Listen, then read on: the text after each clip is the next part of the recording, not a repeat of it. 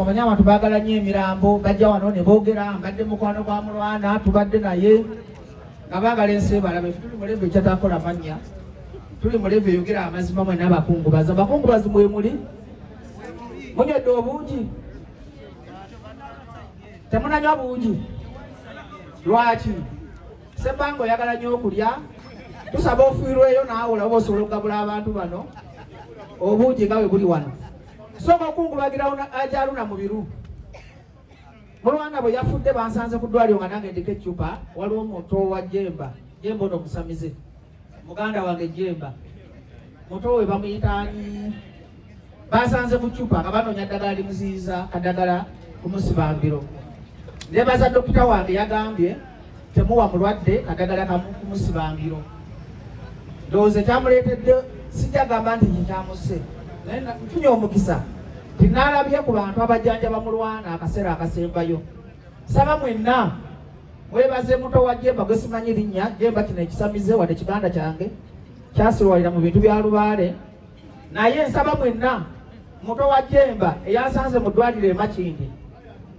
bamuyitaani Brian noli muto w'amatama amanene bamuyitaani ani tiimu ne Brian nsaba abakungubazi mbakubire ku ngalo temunjembera nga mbagambye okuba engalo kubanga abo be balabye mulwana ng'agenda kufa ekisembayo bansanze mu ddwaliro nga nange bajja gwe basaba emitwalo 5 essimu yabadde ezikidde nga nange ndi ku ccupa nga n'eddagala libagulamu eddagala lya purayiveti nga tebanoonya emitwalo 3 okutaasaani wano ngenda kwogera mazima kimanyi mwagala nnyo ebintu byakabampaane nga muli ku lumbenga luno zengenda babuulira ekituufu abagala mukijjemu abagala muyombe manyi bannayuganda mwagala nnyo emirambo mwagala nnyo okwefula nti mulumiddwa abafu nga mulwana abadde abonabona nga temubeererawo nebaza ajaluna mubiru nebaza Brian nebaza Timo abasobodde okunoonya eddagala litaasa mulwana ku kaseera akakola ki ajaluna kasolonkoze byogenda obadde wano nga weeyogeza era kinkoze bubi Asani nkunyiigidde nnyo obutamba kaziiralo nga honorable minister Aruna Kasolo ali wano najja wano yefulanga bwabadde mukwano gwa mulwana naye nga mulwana yatuuse ku ssaawa esembayo ng'anoonya emitwalo 5 okugula akadagala kamusitopinga okuddukana mu malwaliro gamwe gonna nga gasibyewo nga tegalina akadagala ako gwe nojja ku National Theatre n'ogamba ti mulwana afudde mukwano gwange oli minisita mulamba ajja Aruna Kasolo aluwa saagala kuswaza bayida wenze nakula naba mu bintu byakabampaani abakungubazi mwenna bali ku National Theatre abatono mulwana we yafiiridde banoonyeza eddagala erimutaasa nga tenebeka naye nga ssente weeziri kitegeeza eggwanga Uganda lyagwa fu bano baminisita bonna banyumira kujjana nga balenzi obusuuti nga bambadde obutaayi ne mubawa obuzindaalo ne babalimbalimba timbadde mukwano gwa mulwana simanyi bulabulabula ne wano oba n'obusente emitwalo 3 ku 5 tosobola kufuna akadagala kaziyiza muntu kuddukana nga mulwana bwe yafudde naye ng'abadde mukwano gwa minisita akulira microfinance mu ggwanga Honorable Aruna Kasolo akutta akazindaalo kano n'akakwata ng'akankana ne yeefuula nti alumiddwa nnyo okufa kwa mulwana nga tasobodde nakulwanirira mulwana kufuna akadagala kamuziyiza kuddukana kuba mulwana yafudde kuddukana mwena Brian waalize saagala kulimba omanyi mwagala nnyo kabampaane era Honorable Minister Kasolo okunyiigidde nnyo nga kotuukira pulezidenti w'eggwanga lino Museveni n'otomugamba nti mulwana afudde yakola hiiti esinga gye bayita toka kwa balabala ng'asimanyi baana balese kubanga yaffe bebajja wemukambye mujagamba gye mukozeewo ki manyi abawumba tuntu bangi wano bajagamba abawogana bano mukozeewo ki ffe tukole ki nga naffe tetulina buyinza yayimba toka kwa balabala mukatonda mukulu mulwana afudde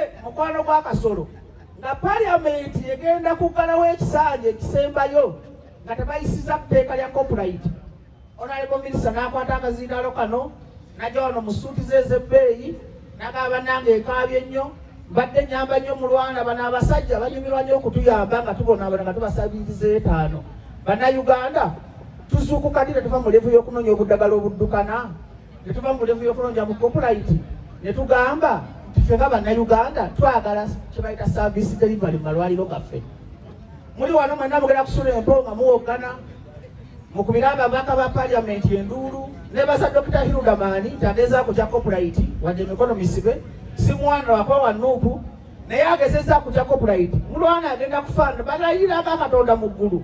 Akaana ka Mulwana teri agenda kasomesa okuleka Haruna mu biruka yeekubye mu mutima n'agamba kano kaana kabadde ka muganda wange.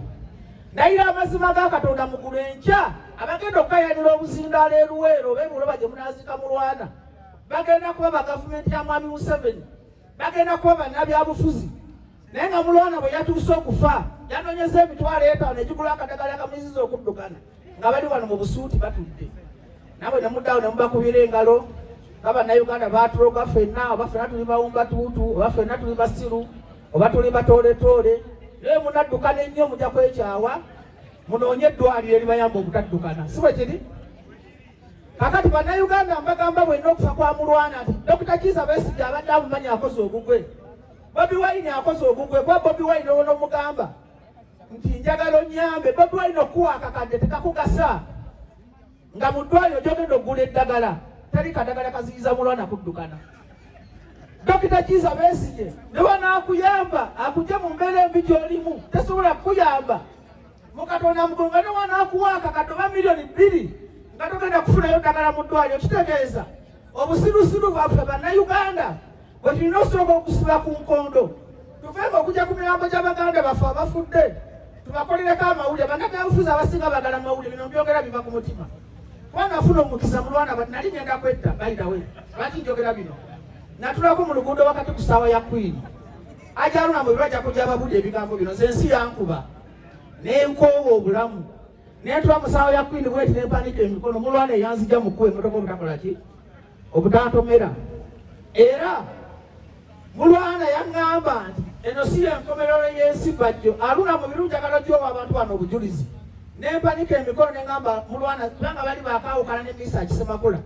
Era nyiize nnyo okubanga omusenge bayita Ronald Mayinja simanyi mwolini n'antume Catherine kusaasira abanyenyeza obubina ku maanyi ga Mulwana nga ne Mulumbe wano temuliiwo. Misa Kisemakula ate yatodde emitwalo 8. Haruna mu biru yabonaabona n'omulambo. Mayinja ogenda kukola lonki y'oku Serena si yamuse sebo nedda. Molini aluwa nyiriza nnyo mpuliriza Dokita bino njogera biva ku mutima ayi mwagala nnyo kabampaani. Ronald Mayinja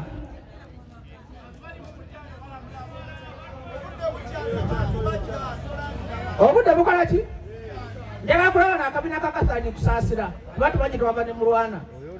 Njagala kulaba Ronald Mayinja wano. Misa Kisemakula nkwebaza watodde emitwalo 8. Misa Kisemakula yatodde emitwalo emeka nga Mulwana yakakola ki? Ajja Haruna mu biru nkwebaza obaddewo ku ki? Ne Eagles enkadde y'okwoguleka Sseruga bangambye Sseruga yekka yali wano. Hilda Mani owolereza naye bangambye Sseruga yali wano bawa Catherine kusaasira. Omuntu sulamuwa kati sagala weefuule nti oli mubaka wa Parliament bambya ssaawa 3 kusaasa yandibadde asosa no kabina kubanga Mulwana yatambuzanga music we mu ndongo. Sseruga era Sseruga nkwebaza ku lwekyo. Njawula kusaasira omuyimbi ne Sseruga njawula mama kabina ne musajja. Era Sseruga mumukubira mu ngalo mwenna abakungubazi abali wano. Mama kabina yonna gy'oli omulambo gwa Mulwana omusimu genda kunonako bw'otojja kumuzika mu kitiibwa kye. Ronald Mayinja bw'otojja kumuzika mu kitiibwa kye. Eagles yonna badde oliri mutuba bo bali London. Dr. Hilda Mani wali wano kati kasamalizinga speech ya kubanga mukoowa amazima mujaga mamboocha nkola ki? Kakati bannayuganda kyembasaba mwenna twejjemu enkwe. Bannayuganda twejjemu enkwe. Twejjemu obutayamba bantu nga bakyali balamu. Muno mwakusanga ng'enjala emuluma Ssebbanga n'agamba nti amuhangulwe. Muyambe omuwe ekyokola ki? Bajjo wajja n'agamba nti abaana bange tebasoma bali waka batudde bayambe bawe ekyokola ki? Bwe ŋŋamba ekigambo bino nti Mulwana sijja kwesoma byenkoze sagala kumpaana Mulwana oba omuzimu gw'ogunda batompaana bw'oba manyi galina bye nali nkukoledde wummula mirembe. Bwe mba nkwesomerako nfe nga mbonaabona kubanga ku mulambo ogwali wano gwabebiddewo bulinasiti nasanga bamalenya babaga nti bajjo yeewaana mbu yapromotinga bebiddeewo simanyi talina kye yali amukoledde neewunya ne ŋŋamba nze natandika nnyo okwesiba ku mirambo. Kati bakama baffe mwenna abalamu tuyambe abantu nga bakyali balamu. Gerald Kiweewa wankuza kwebaza Gerald Kiweewa wanyambye edi mulamu.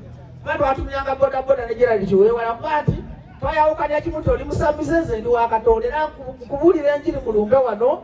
Yesu akwagala, Katonda muliro gwokya, ba mu bintu by'okwesamuza. Nalaire muto wange Jemba alina ebisajja ebifere ali wali aneesibako nti Jemba kubala wageze kubasamize siri muganda wadde taata wo twakola naye yeyankuza siri mukwano gwa sitaani.